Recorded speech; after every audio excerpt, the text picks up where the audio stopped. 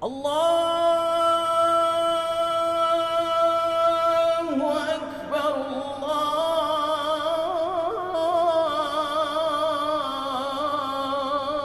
Malu itu adalah mengekang diri untuk melakukan sesuatu karena takut dirinya itu tercela.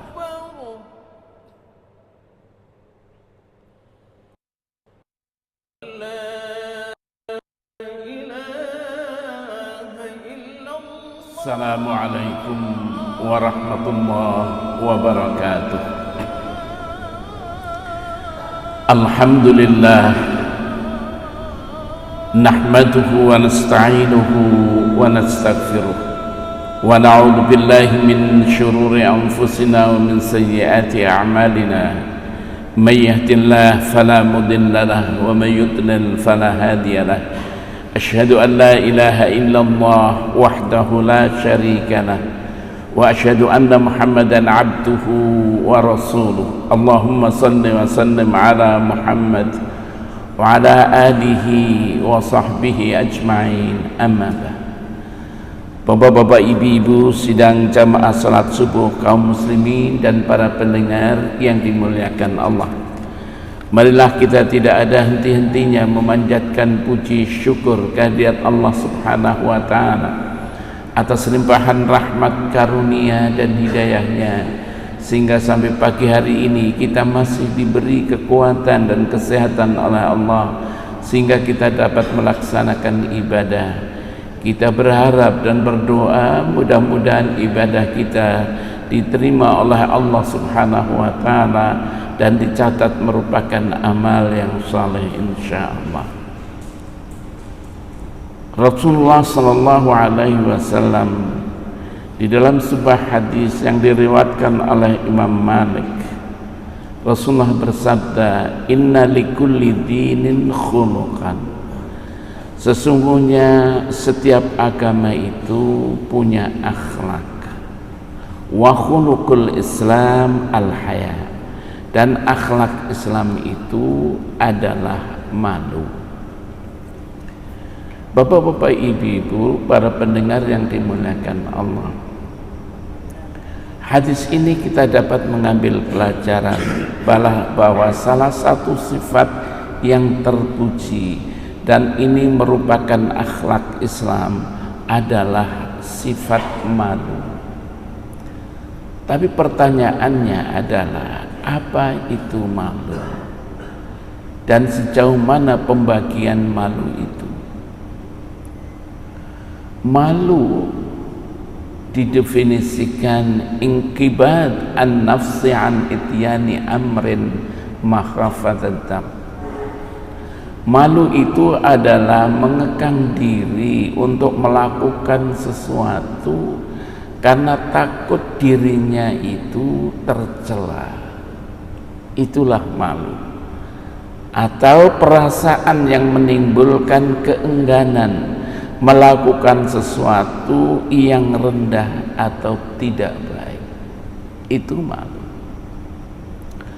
Orang yang memiliki sifat malu, apabila dia melakukan hal-hal yang tidak patut dan hal-hal yang tidak terpuji, dia merah mukanya, gugup dia. Tetapi sebaliknya, orang yang tidak punya sifat malu, maka dia melakukan apa saja hal-hal yang tidak terpuji, maka dia tidak ada apa-apa, tidak punya perasaan apa-apa. Itulah orang yang tidak malu. Karena itu diceritakan oleh sahabat, yaitu Abu Sa'id Al-Khudri radhiyallahu anhu. Abu Sa'id Al-Khudri menuturkan, kana Rasulullah sallallahu alaihi wasallam ashadda haya'an minal adra fi khidriha. Rasulullah sallallahu alaihi wasallam sangat malu seperti gadis yang dipingit. Fa idza ra'a syai'an yakrahuhu, Dan apabila beliau melihat sesuatu yang dia tidak suka, arafnahu fi wajhihi, kami tahu muka beliau, kami tahu. Jadi Rasulullah kalau melihat sesuatu yang tidak terpuji, terlihat mukanya. Sahabat mengatakan kami tahu itu. Muttafaqun alaih, hadis diriwayatkan oleh Imam Al-Bukhari dan oleh Imam Muslim. Karena itu sifat malu itu adalah sifat yang terpuji, menjadi keistimewaan agama Islam ini. Sebagaimana tadi hadis dikatakan, inna likulli dinin khuluqan wa khuluqul Islam al-haya, rawahu Malik. Setiap agama itu punya akhlak, dan akhlak Islam itu adalah malu. Malu merupakan sumber utama kebaikan dan unsur kemuliaan dalam setiap pekerjaan. Jadi ada hadis mengatakan al-haya la ya'ti illa bi khair. Malu itu tidak mendatangkan kecuali kebaikan. Dalam sebuah hadis yang diriwayatkan oleh Imam At-Tirmidzi, Rasulullah sallallahu alaihi wasallam bersabda, "Ma kana al-fakhsu fi syai'in illa syanahu." Kebengisan dalam sesuatu menjadikan itu jelek. Wa ma kana al-haya fi syai'in illa zanahu, dan tiadalah malu itu pada sesuatu kecuali akan membuat indah. Jadi malu akan membuat kebaikan. Kalau diumpamakan seseorang, dikatakan dalam sebuah hadis yang diriwayatkan oleh Imam At-Tirmidzi, "Lau kana al-haya rajulan, lakana rajulan salihan." Kalau kita umpamakan seandainya malu itu merupakan rajulan, merupakan bentuk seseorang, lakana rajulan salihan, sesungguhnya dia itu adalah orang yang saleh. Walau kana al-fasul rajulan lakana rajulan su'an. Dan kalau seandainya kebengisan itu manusia, maka dia itu adalah rajulan su'an, yaitu orang yang jelek dia. Nah, jadi kalau diibaratkan sebagai manusia, maka malu itu adalah seorang yang saleh. Tapi sebaliknya sifat keji ya tampak sebagai orang yang jahat. Bapak-bapak, ibu-ibu, malu itu ada 3 hal.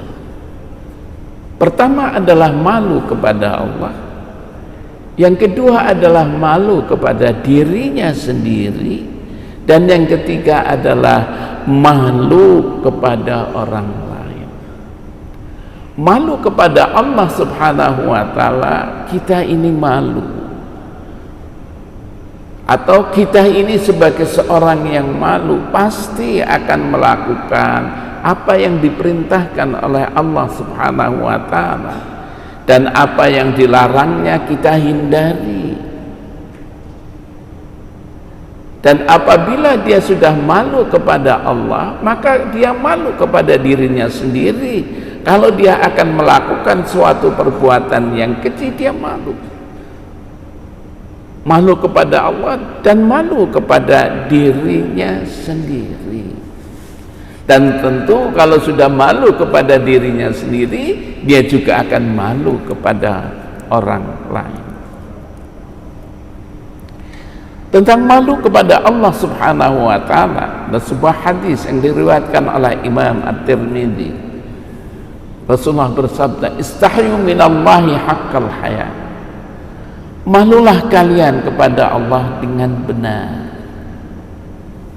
Qulna, lantas kami bilang, "Inna lanastahyi minallahi ya Rasulullah." Sesungguhnya kami ya Rasulullah malu kepada Allah, tapi persepsinya barangkali tidak benar. Kemudian Rasulullah mengatakan, "Qal laisa dzalik," bukan seperti itu. Walakinnal istihya, akan tetapi yang namanya malu minallah kepada Allah adalah antahfaz ar-ra'sa wa ma wa'a. Hendaklah kamu menjaga kepalamu dan anggota badan yang mengitari kepalamu. Kemudian Rasulullah selanjutnya mengatakan, wal batna wa ma hawa, dan jagalah perutmu dan apa yang dorongan yang ada dari dalam perutmu. Wa tadhkur al-mauta wal baliyah, ingatlah kamu kematian, ingatlah kamu kehancuran. Waman aradal akhirah, barang siapa yang menginginkan kehidupan akhirat, taraka zinatal hayatid dunya, maka dia akan meninggalkan gemerlapan kehidupan dunia ini. Wa atharal akhirata 'alal ula, dia akan mengutamakan kehidupan akhirat daripada kehidupan dunia ini. Faman fa'ala dzalik, barang siapa yang melakukan hal itu, faqad istahya minallahi haqqal haya, maka berarti dia telah malu kepada Allah dengan benar. Rawahu Tirmidzi, hadis diriwayatkan oleh Imam At-Tirmidzi. Jadi dalam hadis ini tadi disebutkan, apabila kita ini benar-benar malu kepada Allah, ada beberapa hal. Pertama adalah menjaga kepala kita dan anggota badan yang mengitari kepala kita, menjaga mata kita, menjaga mulut kita, menjaga telinga kita, bahkan saya sampai menjaga mindset kita,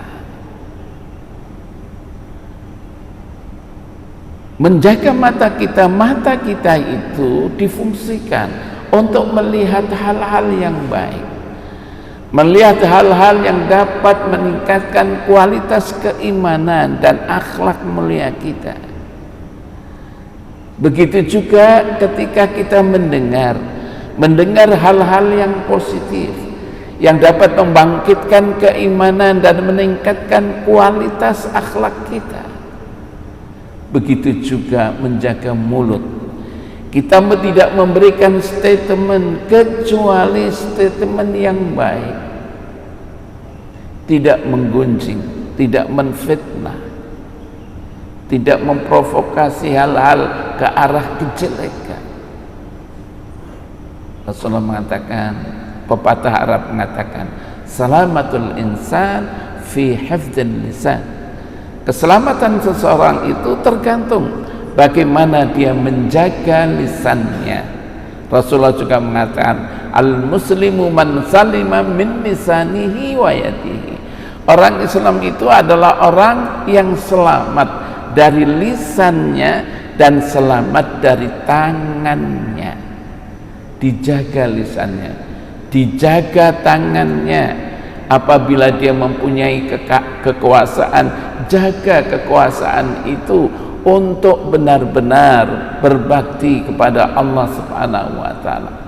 Jangan mentang-mentang dia punya kuasa dia berbuat semaunya, jangan.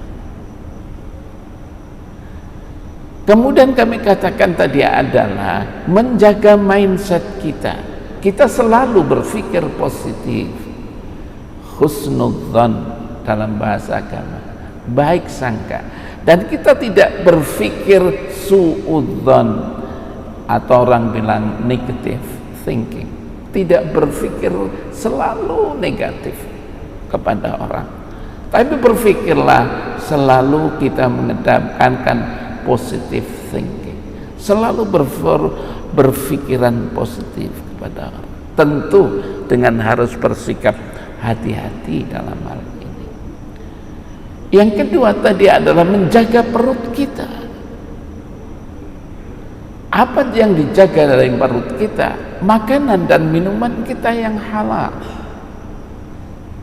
yang baik, yang bergizi menurut kesehatan, dan cara memperolehnya juga dengan cara yang halal. Jangan sampai daging kita, badan kita, tulang kita tumbuh dari perkara-perkara yang haram. Yang kedua, jaga manusia punya sifat rakus dia. Berbuat rakus, bukan hartanya diambilnya. Dia suka mendolimi, merampas hak orang lain. Ya Allah, kenapa seperti itu? Kalau sudah rakus, maka dia akan terjadi di dalam dirinya sifat sombong. Sifat sombong itu merasa dirinya paling besar, paling pintar. Kalau ada orang mengatakan paling pintar, dia sombong. Kalau orang merasa dirinya paling cantik, sombong dia. Kalau merasa dirinya paling kuasa, sombong dia. Dari perut itu. Termasuk di dalamnya adalah tadi sifat rakus, dan mohon maaf pernah saya katakan juga bahwa jaga perut artinya jaga nafsu seks. Seks itu disalurkan dalam Islam dengan pernikahan yang sah, sehingga jelas apa hak dan kewajiban, apa kedudukannya masing-masing. Tetapi kalau sudah dia itu hidupnya itu adalah free sex, bebas seks, maka akan terjadi penyakit. Pertama adalah penyakit jasmania, ya secara kedokteran silakan. Penyakit ini termasuk AIDS dan sebagainya, HIV. Tapi ada penyakit, yaitu penyakit frigid, dingin seks dia. Kalau sudah dingin seks, bahaya. Maka lihatlah kadang-kadang kawan-kawan kita, mereka itu hidup free sex, sementara di antara orang-orang barat ya, orang mereka hidup free sex. Maaf, di pantai mereka berkeleleran tanpa busana, paling-paling dengan short pants. Ya Allah, melihatnya saja kita malu. Tapi sudah mereka nggak jadi masalah, sampingnya lawan jenis nggak jadi masalah. Kenapa? Sudah dingin seksnya, nggak punya rasa malu lagi. Malu, jangankan malu, nggak ada punya gairah seks, sudah nggak ada lagi. Akhirnya kemana? Akhirnya mereka mengarah dalam hidupnya ke kehidupan mungkin nikah lawan jenis, mungkin nikah dengan satu jenis. Ya Allah, ya Allah, dulu kaum Nabi Lut ditenggelamkan oleh Allah Subhanahu wa Ta'ala karena ini.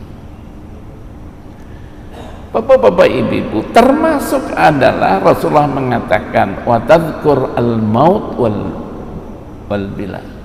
Ingat itu kematian, ingat itu kehancuran. Hidup di dunia ini sementara.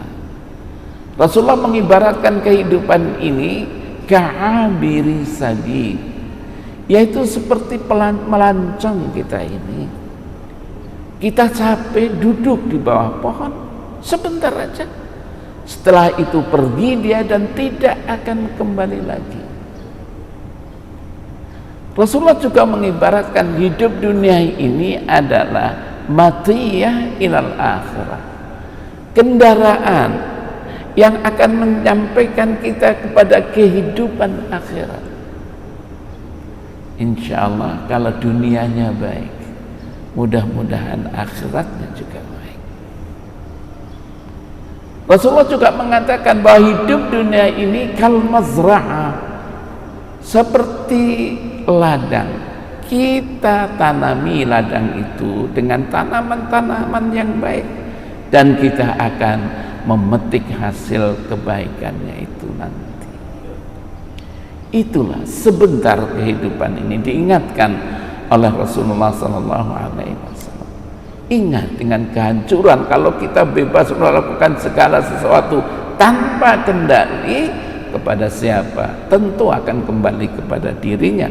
Bahkan bisa saja orang-orang yang tidak melakukan pun akan terkena karena itu. Kemudian waman aradal akhirah taraka zinatal ad-dunya wa atharal akhirah 'alal ula. Barang siapa yang menginginkan kehidupan akhirat, tinggallah kehidupan dunia, gemerlapan kehidupan dunia. Ini bukan berarti bahwa kita ini meninggalkan dunia. Ini artinya Rasulullah mengisyaratkan agar kita hidup seimbang, balance. Hidup jasmaniahnya kita kita perhatikan, hidup rohaniah kita juga kita perhatikan, dunianya kita perhatikan, akhiratnya lebih-lebih juga kita perhatikan.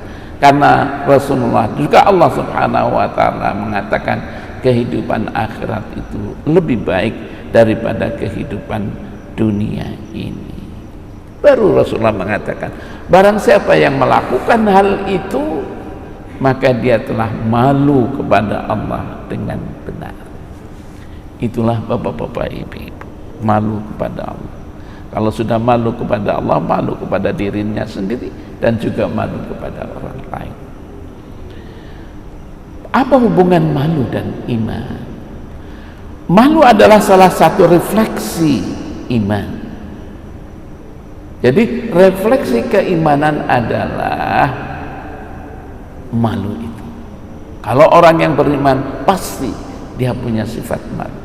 Malu dan iman akan hadir bersama-sama.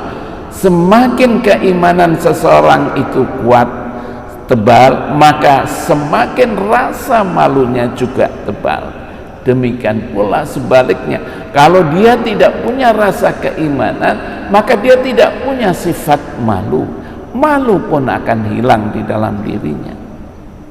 Sehingga dalam sebuah hadis yang diriwayatkan oleh Imam Al-Bukhari, Rasulullah mengatakan, al-iman bid'un wa sab'una syu'bah, fa afdaluha qawlu la ilaha illallah wa adnaha imatatul adha 'anit tariq wal haya syu'batun minal iman. Rawahul Bukhari. Iman itu ada 73 bagian. Yang paling utama adalah perkataan la ilaha illallah. Pertama. Wa adnaha, yang paling rendah adalah imatatul adza 'anit tariq, menyingkirkan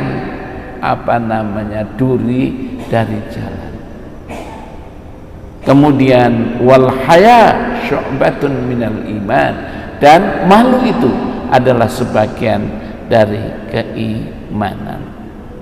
Dalam sebuah hadis yang diriwayatkan oleh Imam Hakim, al haya wal iman karena jami'an wa idza rafa'a ahaduhuma rafa'al akhar. Iman dan malu adalah dua, seperti sahabat, nggak bisa dipisahkan dia. Wa idza rafa'a ahaduhuma, kalau salah satu di antaranya itu hilang, rafa'al akhar, maka yang lain pun akan hilang. Kalau imannya itu hilang, malu pun akan hilang. Kalau sudah tidak ada malu lagi, pasti orang pun tidak lagi beriman. Apa akibat hilang rasa malu? Seseorang hilang rasa malunya. Apa akibatnya orang hilang apabila hilang rasa malunya? Pertama, apabila hilang sifat malu, maka dia akan kehilangan kontrol terhadap segala tingkah lakunya. Karena sudah blong, tidak ada rem lagi, tidak ada kontrol lagi. Yang kedua, menjadi manusia lepas kendali bebas melakukan apa saja tanpa mempertimbangkan apa ini halal, apa ini haram, apa ini baik, apa ini buruk, tanpa mempertimbangkan itu lagi, lepas daripada kendali. Karena itu orang kadang-kadang macam hidup ini, kwitansi dibuat fiktif, karena nggak punya rasa malu, minta uang pelicin, ya karena dia tidak punya rasa malu. Anak durhaka kepada orang tuanya, suami membohongi istrinya, istri ya memalukan suaminya dan sebagainya. Inilah sifat malu. Hilangnya sifat malu awal dari sebuah kehancuran ini. Dalam sebuah hadis yang diriwayatkan oleh Ibnu Majah, Rasulullah mengatakan, "Innallaha 'azza wa jalla idza arada ayyulika 'abdan naza'a minhul haya." Sesungguhnya Allah Subhanahu wa taala apabila menginginkan seorang hamba itu hancur, naza'a minhul haya, maka sifat malunya itu akan diambil dia. Wa idza naza'a minhul haya lam talqahu illa muqitan mumqatan. Dan apabila hilang sifat malunya, tanggal sifat malunya, dia tidak menjumpainya kecuali dia sebagai pembenci dan dibenci. Wa idza lam talqahu illa muqitan mumqatan naz'at minhul amanah. Apabila kamu tidak menjumpai dia kecuali pembenci dan dibenci, maka naz'at minhul amanah, maka lepas itu rasa amanah di dalam dirinya. Wa idza naz'at minhul amanah lam talqahu illa khainan makhunan. Apabila amanahnya pun sudah tidak ada lagi, kamu jumpai dia orang yang berkhianat dan dikhianati. Wa idza lam talqahu illa khainan makhunan naz'at minhur rahmah. Apabila kamu tidak menjumpai dia kecuali dia orang yang berkhianat dan dikhianati, maka rahmat pun akan hilang, tanggal. Wa idza naz'at minhur rahmah lam talqahu illa rajiman mul'anan. Apabila rahmat itu juga sudah tanggal, maka kamu akan dapati dia, kamu tidak akan mendapati dia, menjumpai dia kecuali orang yang terkutuk dan dilaknat. Wa idza lam taku illa rajiman mul'anan nazat minhu ribqatul Islam.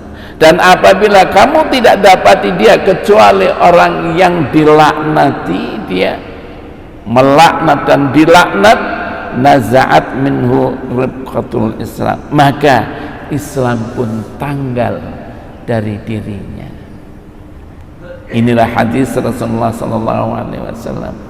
Kalau sudah ingin menghancurkan seseorang, ingin menghancurkan siapa saja bangsa ini, maka sifat malu itu ditanggalkan. Kalau sudah tidak sifat malu itu tanggal, maka akan amanat, sifat rahmat, semuanya tanggal semua. Akhirnya apa? Akhirnya orang itu Islamnya pun hilang dari dalam dirinya. Bapak-bapak, ibu-ibu, jamaah salat subuh yang dimuliakan Allah, sifat malu ini yang sudah banyak di antara kita nggak memperhatikan sifat malu ini, bahkan sudah erosi, tidak malu-malu lagi melakukan kejahatan, melakukan kezaliman. Kenapa? Tidak ada lagi sifat malu pada dirinya. Bapak-bapak, ibu-ibu, mudah-mudahan kita bisa mempertahankan akhlak Islam, yaitu sifat malu dalam diri kita.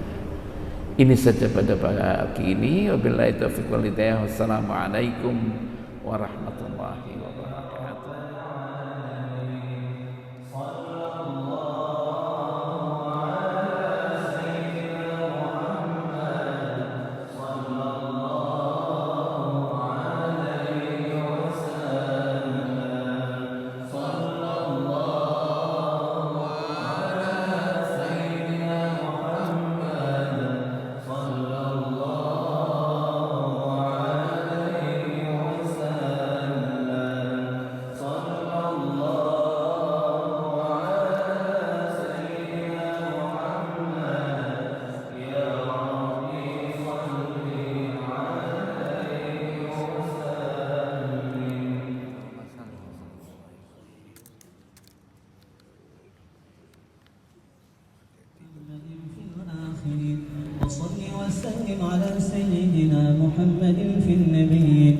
صل وسلم على سيدنا محمد في المرسلين وصل وسلم على سيدنا محمد في الملأ الأعلى إلى يوم الدين وصل وسلم على سيدنا محمد وعلى آله وصحبه أجمعين.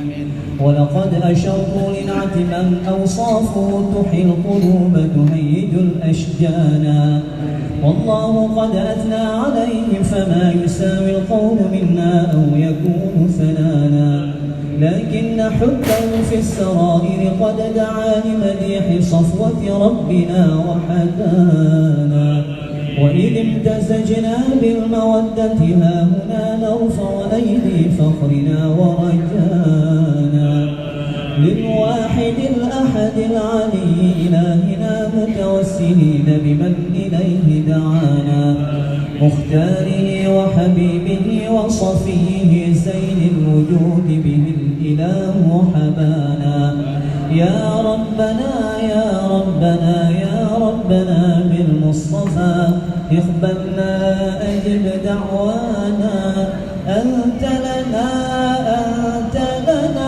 يا ذخرنا في هذه الدنيا وفي أخرانا أصلح لنا الأحوال واغفر ذنبنا ولا تؤاخذ رب إن أخطانا واسلك بنا في نهج طه المصطفى ثبت على قدم الحبيب خطانا أرنا بفضل منك طلعة أحمد في بهجة عين الرضا ترانا واربط به في كل حال حبلنا وحبال من ودى ومن والانا والمحسنين ومن أجاب نداءنا وذوي الحقوق وطالبا